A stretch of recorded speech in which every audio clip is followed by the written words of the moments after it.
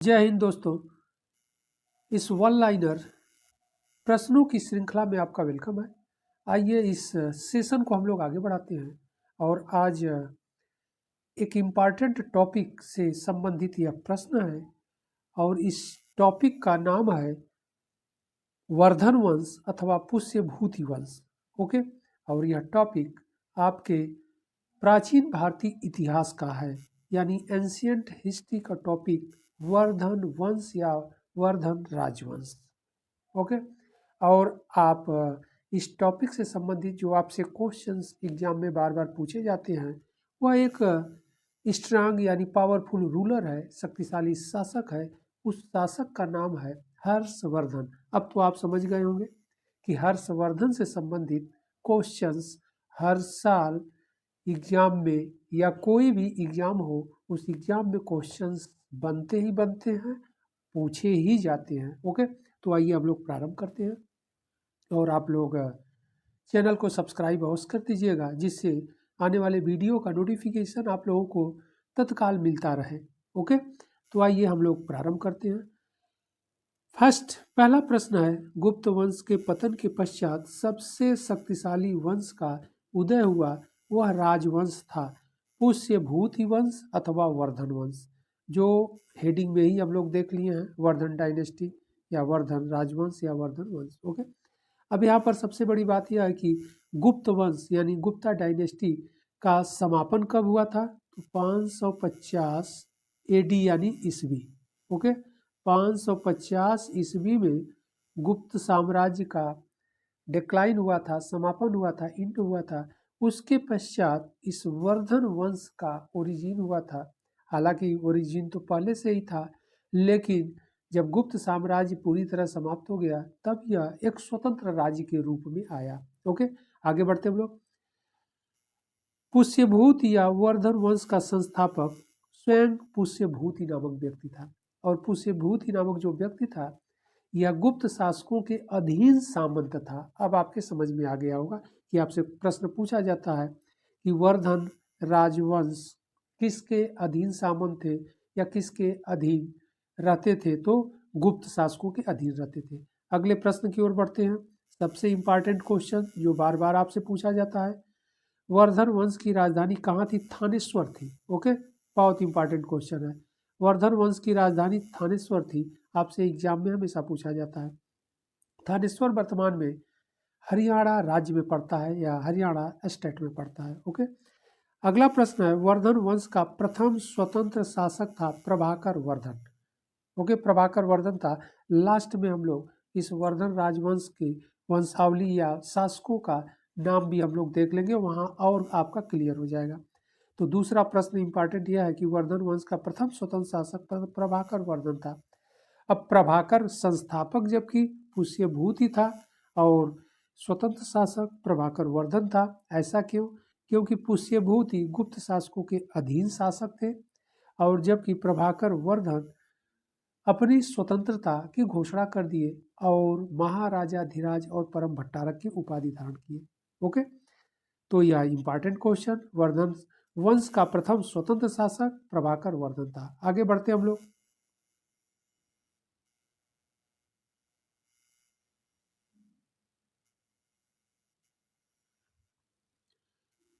अगला प्रश्न है, सर्वप्रथम किस वर्धन शासक ने महाराजा धीराज और परम भट्टारक की उपाधि धारण किया? प्रभाकर वर्धन ने धारण किया। अभी हम लोग ऊपर के प्रश्न में डिस्कशन किए कि प्रभाकर वर्धन ने महाराजा धीराज और परम भट्टारक की उपाधि धारण किया। तो महाराजा धीराज की उपाधि वही राजा धारण करता है। इस कहीं भी यह शब्द लिखा रहे टाइटल में, उपाधि में, तो आप समझ जाइएगा कि वह राजा स्वतंत्र राजा, किसी के अधीन शासन नहीं कर रहा है। ओके, किसी के अधीनता में वह नहीं है। आगे हम लोग बढ़ते हैं। प्रभाकर वर्धन की पत्नी का क्या नाम था? यशोमती था। यह भी आपसे प्रश्न एग्जाम में पूछा जाता है। यहाँ पर प्रभाकर वर्धन के फैमिली को हम लोग देख लेते हैं, यानी परिवार। प्रभाकर वर्धन शासक थे, राजा, पत्नी यशोमती, उनकी संतानों को हम लोग देख लेते हैं। तो इनके 3 संतानें थी। 3 संतानों में सबसे बड़ा पुत्र राज्यवर्धन था, दूसरा पुत्र हर्षवर्धन था। तो ध्यान रखिएगा कभी भी एग्जाम में पूछा जाए कि हर्षवर्धन के पिता का क्या नाम था, तो प्रभाकर वर्धन था। ओके, इसके बाद एक पुत्री थी जिसका नाम था राज्यश्री। ओके, इस प्रकार 3 संतान थे जिसमें 2 पुत्र और 1 पुत्री थी। आगे बढ़ते हम लोग।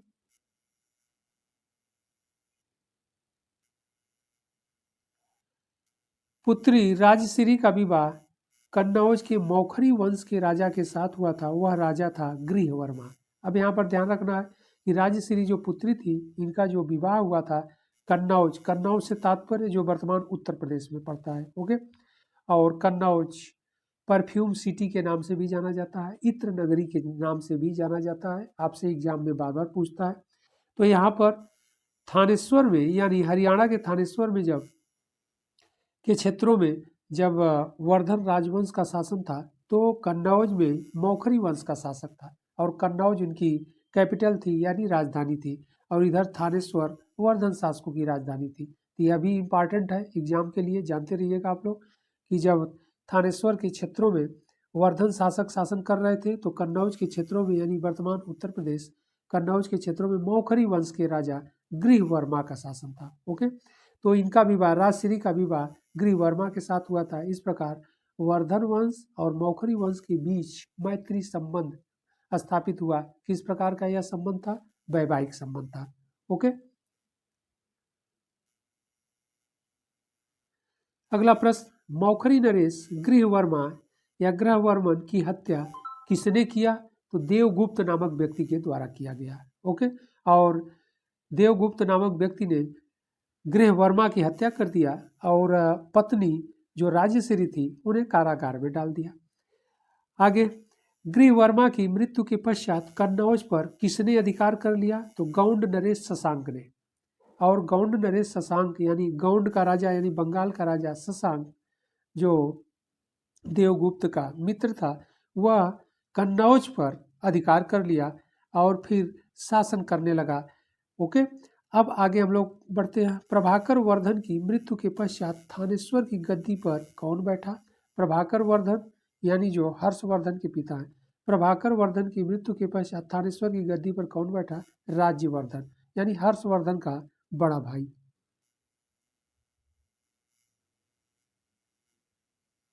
राज्यवर्धन की हत्या किसके द्वारा किया गया? गौंड नरेश शशांक द्वारा।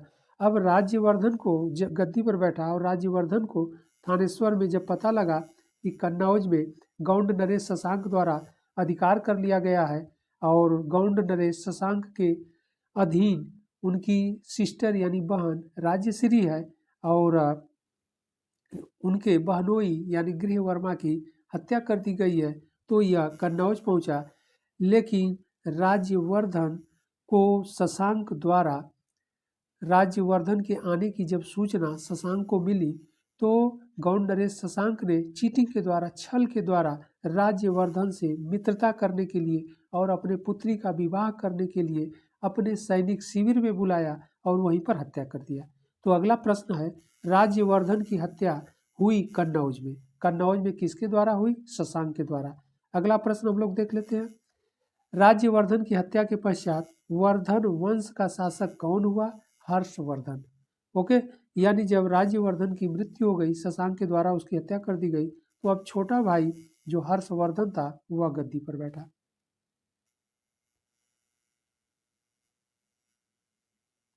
अगला प्रश्न है, हर्षवर्धन गद्दी पर कब बैठा?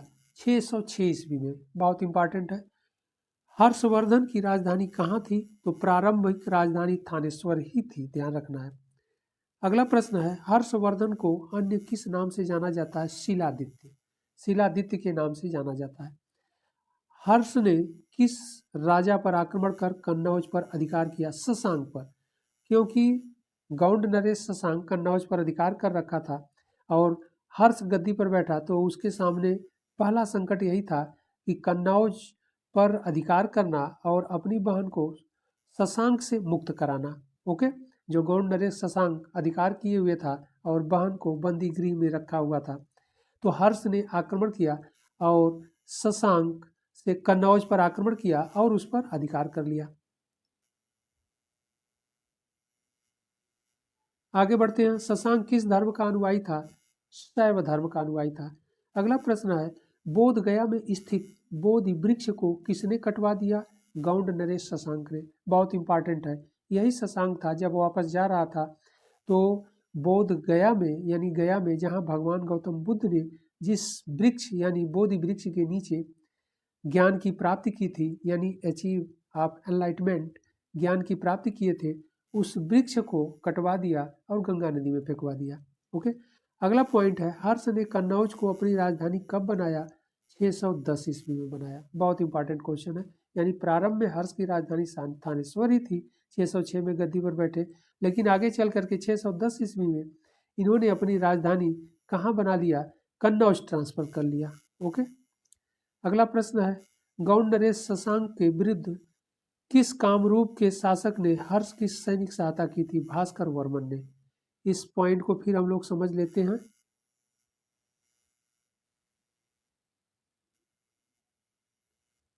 गौंड नरेश शशांक के विरुद्ध किस कामरूप के शासक ने हर्ष की सैनिक सहायता की थी? बहुत इंपॉर्टेंट क्वेश्चन है, भास्कर वर्मन ने।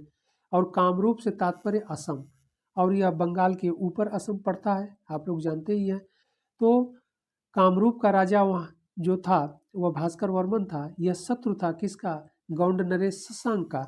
और जब इसको पता लगा कि शशांक का कन्नौज पर अधिकार कर रखा है, तो इसने अपना जो दूत था, आगे यहाँ पर है, हंसवेग दूत को हर्ष के पास भेजा, यानी हर्षवर्धन के पास भेजा। और किस लिए भेजा? सैनिक सहायता के लिए। और जब इस बात की जानकारी गौंड नरेश शशांक को हुई, तो उसने हर्षवर्धन की बहन राजश्री को कारागार से मुक्त करके तुरंत अपने राज्य यानी बंगाल वापस लौट गया। उसको डर हुआ कि कहीं ऐसा न हो कि भास्कर वर्मन इधर हर्ष की सैनिक सहायता कर रहा है और पीछे से सेना लेकर के आ जाए और हम युद्ध में मारे जाएं। इसलिए वह तेजी से गो बैक हो गया, अपने राज्य हो गया, यानी बंगाल लौट गया। ओके, आगे बढ़ते हम लोग।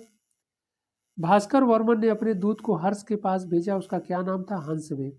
तो हम लोग डिस्कशन कर ही लिए। अगला है, कामरूप नरेश भास्कर वर्मन किस राजा का शत्रु था? गौंड नरेश का। ओके,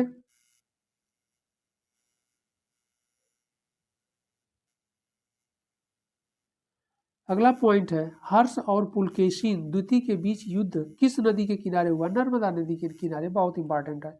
और पुलकेशिन जो शासक था, आगे इस पर हम लोग डिस्कशन कर लेते हैं। हर्ष को किस शासक ने पराजित किया? पुलकेशिन द्वितीय ने। ओके, और पुलकेशिन द्वितीय किस राजवंश का था? चालुक्य वंश का था। और यह महाराष्ट्र के क्षेत्रों पर शासन कर रहा था, पुलकेशिन द्वितीय। और हर्ष जब कन्नौज पर अपनी स्थिति को मजबूत कर उत्तर भारत में दक्षिण भारत के विजय अभियान को प्रारंभ किया, तो हर्ष के विजय अभियान को शासक पुलकेशिन ने रोक दिया। कैसे रोक दिया? नर्मदा नदी के किनारे हर्ष को और उनकी सेना को पराजित कर दिया। ओके, तो यह बहुत इंपॉर्टेंट है कि हर्ष किससे पराजित हुआ? पुलकेशिन द्वितीय से। पुलकेशिन द्वितीय किस वंश का शासक था? चालुक्य वंश का।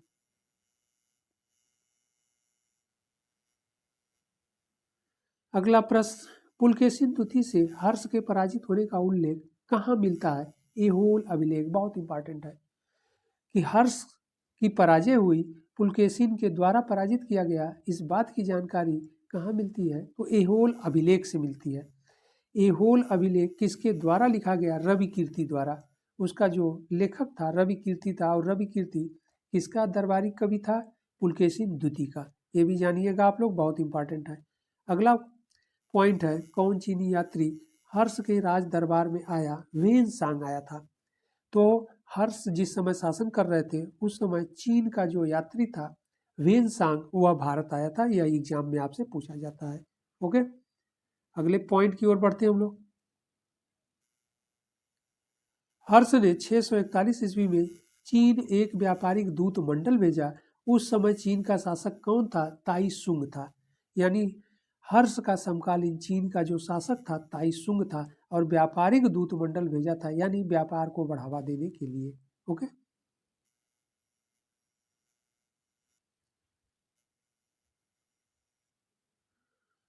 अगला पॉइंट है, चीन नरेश ताई सुंग ने भी हर्ष के राज दरबार में एक दूत मंडल भेजा। वह दूत मंडल किसके नेतृत्व में भारत आया?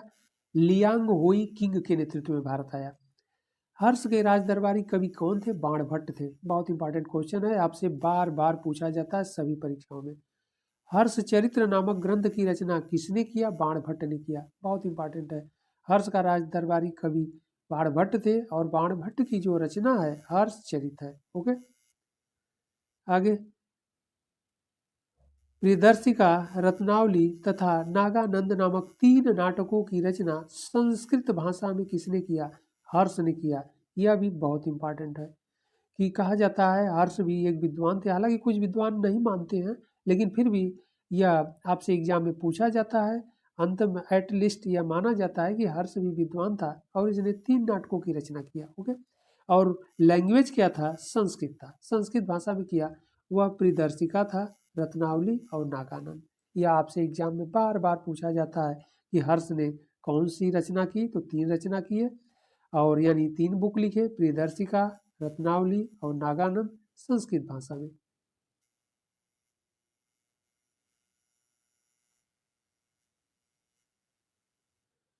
हर्ष ने किस स्थान पर प्रति 5वें वर्ष ओके एक धर्म सभा आयोजित करता था जिसे महामोक्ष परिषद कहा जाता था? प्रयाग में। हर्ष प्रत्येक 5वें वर्ष प्रयाग में, जो इस समय 12 वर्षों के पश्चात महाकुंभ लगा हुआ है, तो यहाँ पर महामोक्ष यानी मोक्ष के लिए ही यह स्थान ज़्यादा फेमस है, प्रसिद्ध है, प्रयाग और काशी। तो प्रयाग में हर्ष भी प्रत्येक 5वें वर्ष आता था और एक धर्म सभा आयोजित करता था जिसे क्या कहते थे? महामोक्ष परिषद। और यह प्रयाग में बहुत इंपॉर्टेंट है। हर्ष के द्वारा आयोजित 6ठे महामोक्ष परिषद में किस चीन के यात्री ने भाग लिया था? वेनसांग ने भाग लिया था। तो चीन का यात्री वेनसांग 6ठे महामोक्ष परिषद में प्रयाग संगम में आकर के हर्ष के धर्म सभा में भाग लिया था। अगला प्रश्न है, सूर्य शतक नामक ग्रंथ की रचना किसके द्वारा किया गया? मयूर। मयूर भी हर्ष के राजदरबारी कवि थे। अगला पॉइंट है, हर्ष ने किस स्थान पर धर्म सम्मेलन यानी धर्म सभा आयोजित किया था? कन्नौज में। तो यहाँ पर ध्यान रखना है कि प्रयाग और कन्नौज दोनों इंपॉर्टेंट है।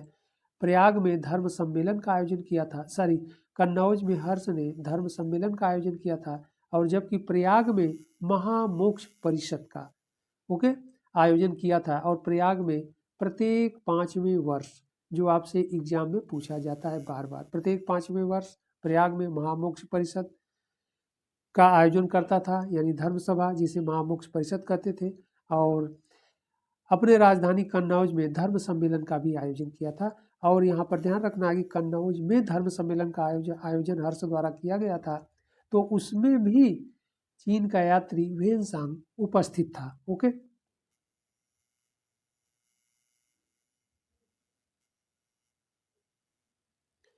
हर्ष ने किस महाविहार को ग्राम दान दिया? नालंदा महाविहार को। बहुत इंपॉर्टेंट है, यह क्वेश्चन बार बार आपसे पूछा जाता है।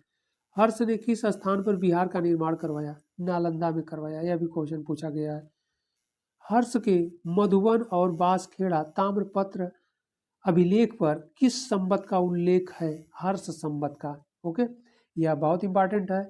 मधुबनी यानी मधुबन और बंसखेड़ा या बांसखेड़ा, मधुबनी वर्तमान में उत्तर प्रदेश के मऊ जिले में पड़ता है, स्थित है, और बंसखेड़ा वर्तमान में उत्तर प्रदेश राज्य के शाहजहांपुर जिले में स्थित है। ओके, ताम्रपत्र अभिलेख है दोनों, और इन दोनों पर हर्षकालीन है, इसलिए एक संवत का उल्लेख किया गया है जिसे हर्ष संवत कहते हैं। अब अगला पॉइंट है, हर्ष संवत कब चलाया गया? 606 ईस्वी में। जब हर्ष गद्दी पर बैठा तो एक संवत को चलाया जिसे 606 ईस्वी में, जिसे हर्ष संवत के नाम से जाना गया। बहुत इंपॉर्टेंट है, ध्यान रखिएगा आप लोग।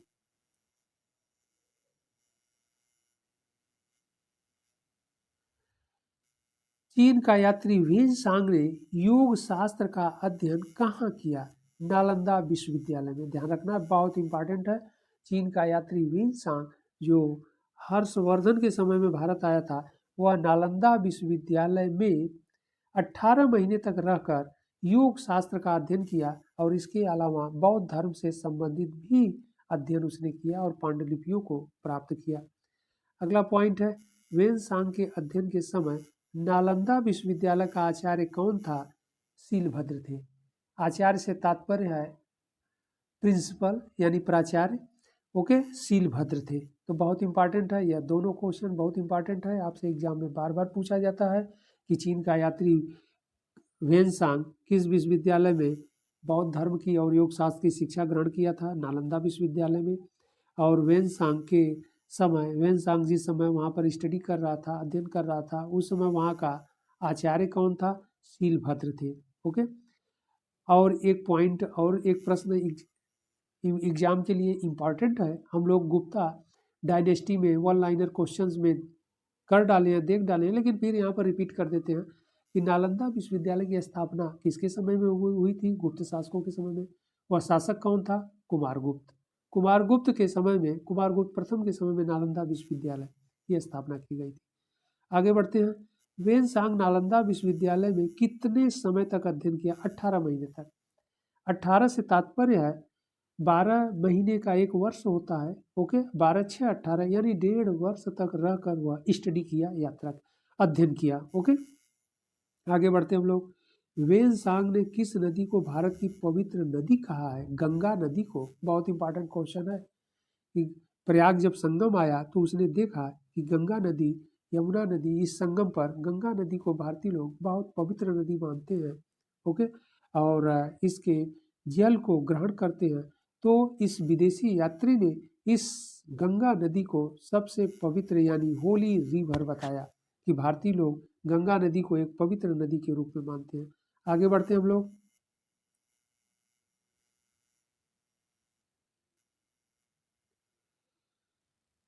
वेनसांग का भारत यात्रा विवरण किस ग्रंथ में लिखा गया? सी यूकी में। बहुत इंपॉर्टेंट है। सी यूकी नामक वेनसांग जब भारत से अपने देश चीन वापस गया तो भारत अपने यात्रा विवरण यानी भारत से संबंधित जो विवरण है अपने ग्रंथ सी यूकी में लिपिबद्ध किया। बहुत इंपॉर्टेंट है। हर्ष के समय में मथुरा किस प्रकार के वस्त्रों के लिए प्रसिद्ध था? सूती वस्त्रों के लिए। ओके, आगे बढ़ते हम लोग। हर्ष चरित में सिंचाई के साधनों के लिए किस यंत्र का उल्लेख किया गया है? तुला यंत्र का उल्लेख किया गया है। बहुत इंपॉर्टेंट है, यह भी क्वेश्चन आपसे एग्जाम में पूछा गया है।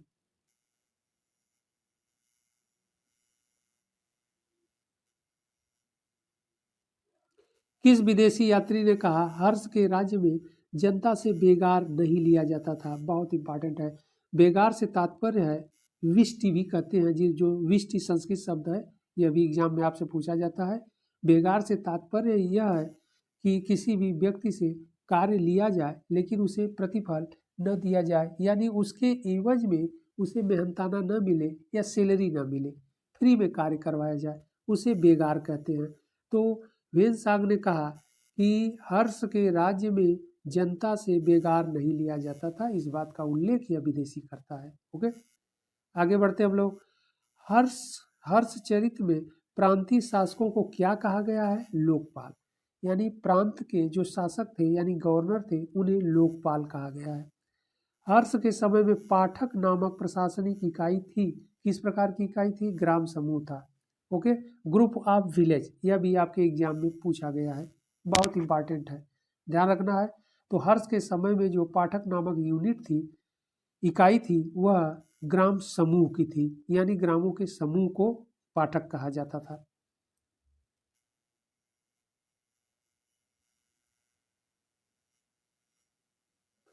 ग्राम प्रशासन का प्रधान कहा जाता था ग्रामाच पटलिक।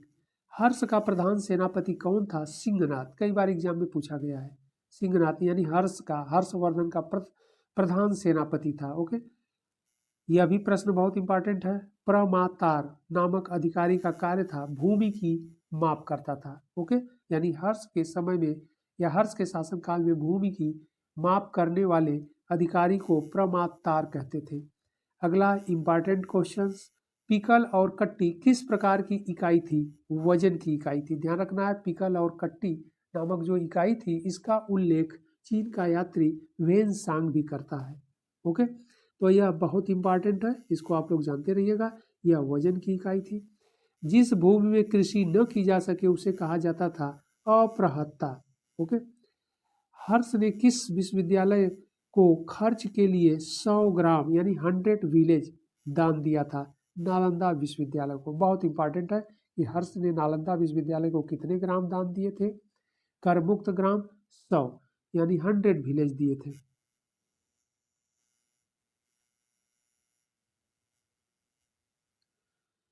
अगला प्रश्न है, पूर्व मध्य काल में काशी किस वस्तु के उत्पादन के लिए जाना जाता था? रेशमी वस्त्रों के लिए।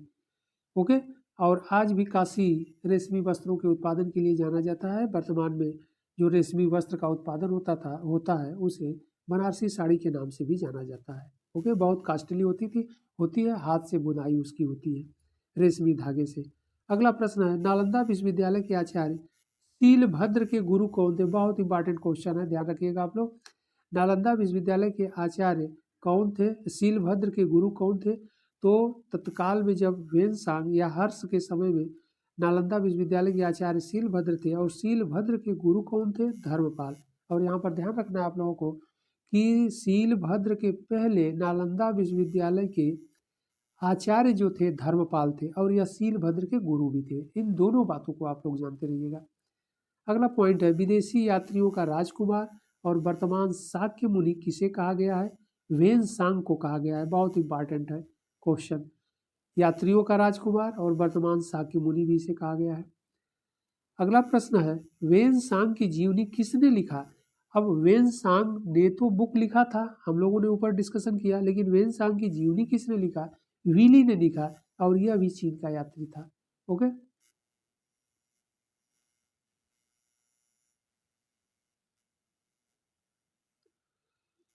हर्ष के स्वर्ण सिक्के पर किस देवता का अंकन है? उमा माहेश्वर का। यह आपके एग्जाम में कई बार पूछे गए हैं, और सभी तरह के क्वेश्चंस सभी तरह के एग्जामों में यूपीपीसीएस से लेकर यूपीएससी से क्वेश्चनों से, जीआईसी और आपके असिस्टेंट प्रोफेसर इत्यादि सभी टीजीटी पीजीटी सभी एग्जाम में यह क्वेश्चन पूछे गए हैं कि हर्ष के स्वर्ण सिक्के पर किस देवता का अंकन है? उमा माहेश्वर का अंकन है। हर्ष के चांदी के सिक्के पर हर्ष का नाम अंकित है। हर्ष के द्वारा जो चांदी के सिक्के चलाए गए थे उस पर हर्ष का नाम क्या अंकित है? श्री शिलादित्य, यानी शिलादित्य नाम अंकित है।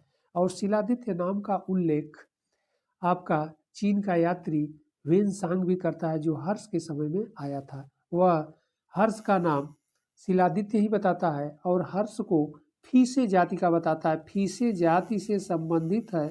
फीसे यहाँ पर वैश्यों के लिए प्रयोग किया गया है, या किया था वेनसांग। ओके, तो फीसे जाति का बताता है, यानी हर्ष को वैश्य वर्ण से रिलेट थे, या हर्ष वैश्य वर्ण के से संबंधित थे। ओके, आगे बढ़ते हम लोग। तो चांदी के सिक्के पर हर्ष का नाम श्री शिलादित्य अंकित है। आगे बढ़ते हैं। वेनसांग ने भारत को किस नाम से पुकारा? यानी वेनसांग, यह भी क्वेश्चन बहुत इंपॉर्टेंट है, यूपीपीसीएस में भी आ चुका है, कई एग्जामों में यूपीएससी में भी आ चुका है। आपके सभी एग्जामों के लिए बहुत इंपॉर्टेंट है कि वेनसांग भारत को किस नाम से पुकारता है, या भारत को का नाम क्या बताता है? इंतु कहता है, ध्यान रखिएगा हमेशा। ओके, कि वेनसांग भारत का नाम इंतु बताया है, बहुत इंपॉर्टेंट है। तो यह थे हर्ष से संबंधित या वर्धन राजवंश से संबंधित इंपॉर्टेंट वन लाइनर क्वेश्चंस। अब हम लोग आगे बढ़ते हैं, और इस वंश के यानी वर्धन राजवंश के राजाओं की वंशावली भी हम लोग देख लेते हैं कि कितने राजा हुए। ओके,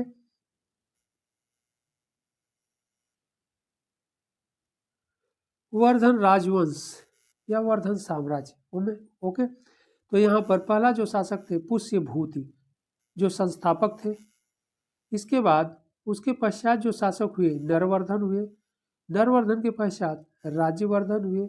इसके पश्चात आदित्यवर्धन। अब यहाँ पर ध्यान रखना है कि यहाँ पुष्यभूति से लेकर के आदित्यवर्धन तक यह राजा सामंत थे लोग, यानी इन लोगों की जो टाइटल थी, उपाधि थी महाराज की। ये महाराज की उपाधि धारण किए थे, महाराजा धीराज की नहीं, ध्यान रखना है। और इसका मतलब महाराज की उपाधि से तात्पर्य, टाइटल से तात्पर्य है कि यह गुप्त राजाओं के अधीन ये लोग शासन करते थे या थे। और गुप्त राजा की या गुप्त राजवंश के समाप्त होने के पश्चात भी नरवर्धन, राज्यवर्धन, आदित्यवर्धन अपनी स्वतंत्रता की घोषणा नहीं कर पाए थे। जब प्रभाकर वर्धन गद्दी पर बैठा तो इसने अपनी स्वतंत्रता की घोषणा कर दी, यानी स्वतंत्र वर्धन राजवंश की स्थापना किया। इसीलिए यह क्वेश्चंस आपके लिए इम्पॉर्टेंट हो जाता है, और इसी ने महाराजाधिराज की उपाधि धारण की थी। कौन? प्रभाकर वर्धन ने महाराजाधिराज और परम भट्टारक की उपाधि धारण की। प्रभाकर वर्धन के पश्चात उसका बड़ा पुत्र राज्यवर्धन गद्दी पर बैठा। 604 से 606 ईस्वी तक शासन किया, 2 वर्षों तक मात्र। और इसी की हत्या हम लोगों ने आगे पढ़ लिए, देखे कि बंगाल का जो शासक था गौंड नरेश शशांक ने किया था कन्नौज में। और राज्यवर्धन की मृत्यु के पश्चात हर्षवर्धन गद्दी पर बैठा, जो 606 से लेके 647 ईस्वी तक शासन किया। हर्ष के किसी उत्तराधिकारी का नाम नहीं मिलता है, इसलिए हर्ष के मृत्यु के साथ साथ ही वर्धन राजवंश समाप्त हो गया। तो यह बड़े ही वन लाइनर क्वेश्चंस यानी प्रश्नों के साथ आप लोगों को समझाए। फिर आगे हम लोग क्लास, आप लोगों का जब ऑनलाइन क्लास हम लेंगे तो उसमें और डिटेल पढ़ाते जाएंगे, बताएंगे आप लोगों को। और आप लोग मेरे साथ जुड़े रहिए, चैनल को सब्सक्राइब अवश्य कर दीजिए और हौसला बढ़ाते रहिए। हम आप लोगों के लिए अच्छे और इम्पॉर्टेंट प्रश्नों की जो सीरीज है इसको आगे बढ़ाते रहेंगे। धन्यवाद। जय हिंद।